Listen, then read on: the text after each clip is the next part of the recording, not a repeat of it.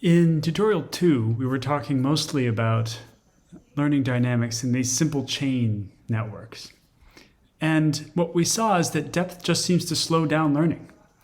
And one thing that we couldn't really see with that model is what depth might be good for. Why are we going to the trouble of training these things with depth if it just slows down learning?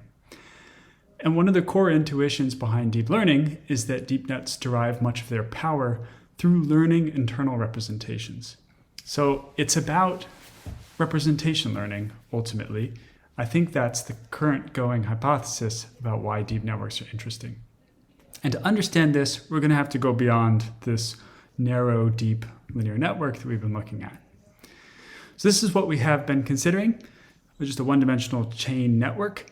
And the problem is that there's just not much that can happen representation-wise. You're going to represent every input as a single number at each layer, and that's about the end of the story. So to get some more flexibility and to bring it closer to what real networks look like, we're going to look at the next simplest model. That's the deep linear network. And the deep linear network just has a number of neurons in each layer, and they're interconnected. We'll be considering them at least being interconnected all to all. So there's weighted connections between all of these neurons in adjacent layers, parameterized by these weight matrices W.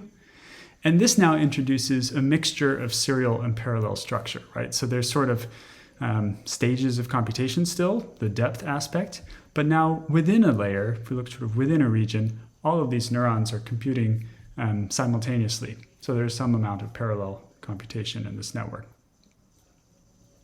And the idea behind representation learning is that if you train a deep network and you go back in and look at what these neurons have learned by visualizing their weights or by visualizing inputs that maximally activate them or other methods, then what you can see is if you look in the lower layers of a network, you might find edge detectors. If you look in the middle layers, you might find nose and eye detectors or features of intermediate complexity. And then when you go to the top, you might see full faces if you're training this network to do facial recognition tasks. And so this intuitively is the power behind deep learning. It's really a divide and conquer strategy. What you've done is broken this tough problem into a bunch of sub-problems, each of which is easier. Instead of jumping straight to face the identity of the person, we're starting off with just, can we detect edges in the image? And then can we build that into a nose or an eye? And now can we put it all together? So what we'd like to understand ultimately is how the structure of the environment comes to determine what features and what representations these networks learn, right? So we might have, for instance, a hierarchical environment. Maybe we're learning about different natural kinds that roughly follow a hierarchy. And we could take a data set that has this sort of underlying structure and feed it to our neural network. And then we can ask, what actually is it going to learn in this hidden layer? And that's sort of the question that we're going to be tackling today. So to do this, we're going to introduce a model of the environment.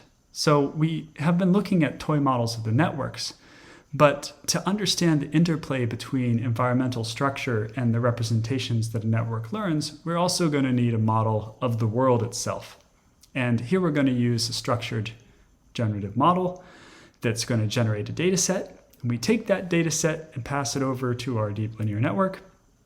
And this will be the framework that we use to see how this learning will proceed.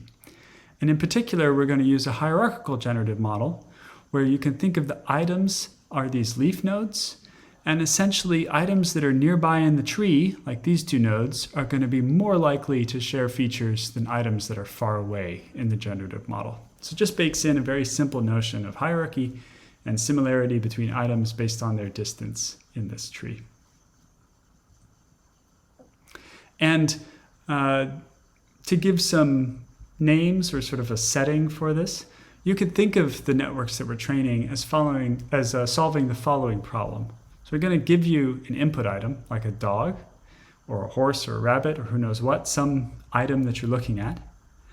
And what the network is going to produce is the properties or features that we believe that item has. So this network is saying that a dog is big, I guess it's supposed to say it can bark, and so on down this list. So just one note about the way that we've set this up for this tutorial.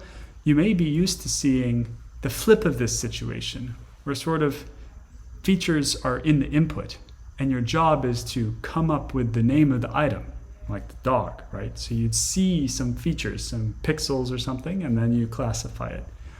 Here, we're looking at the flip of that problem, which I think is equally important, which is, suppose you've already, from pixels, decided you're looking at a dog. Then you may want to associate that with new information, like what that dog can do, sort of the semantic structure of the world. So anyway, that's just something to bear in mind here. We're going to be analyzing this particular situation where the inputs are simple, it's just what item are you looking at, but the properties that they have are richly structured. All right, so to investigate how representations can change to help in tasks, we're going to need a network with many neurons, and that's your task now, is to implement a deep linear network and train it in this little toy hierarchical world.